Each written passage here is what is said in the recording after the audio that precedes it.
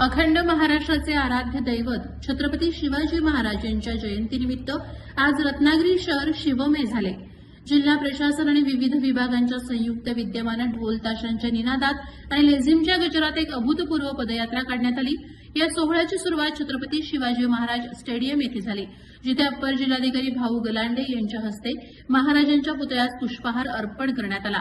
यावेळी नगराध्यक्षा शिल्पा सुर्वे, अतिरिक्त मुख्य कार्यकारी अधिकारी परीक्षित यादव, निवासी उपजिल्हाधिकारी चंद्रकांत सूर्यवंशी आणि अन्य मान्यवर मोठ्या संख्येने उपस्थित होते। या पदयात्रेचं मुख्य आकर्षण ठरलं ते म्हणजे ऐतिहासिक पेहरावात सहभागी झालेले विद्यार्थी, बालशिवाजी, राजमाता जिजाऊ आणि मावळ्यांच्या वेशातील चिमुकल्यांनी सर्वांचं लक्ष वेधलं। ग्लोबल मराठा हायस्कूलच्या ऋत्वी ओसवाल यांनी जिजाऊंच्या भूमिकेतून मांडलेले विचार आणि शिक्षक संपत पाटील यांनी गायलेला पोवाडा यामुळे वातावरण वीररसानं भरून गेलं। यावेळच्या उत्सवाचं आणखी एक वैशिष्ट्य म्हणजे मारुती मंदिर येथील आश्वारूढ पुतळ्याजवळ पोलीस अधीक्षक नितीन बगाट यांच्या उपस्थितीत झालेली विशेष सलामी। रत्नागिरीत पहिल्यांदाच पोलीस बँड पथकानं महाराजांना मानवंदना दिली, ज्यामुळे या सोहळ्याला एक वेगळीच उंची प्राप्त झाली। स्टेडियमपासून निघालेली ही भव्य पदयात्रा मारुती मंदिर मार्गे जयस्तंभ चौकात पोहोचली। यामध्ये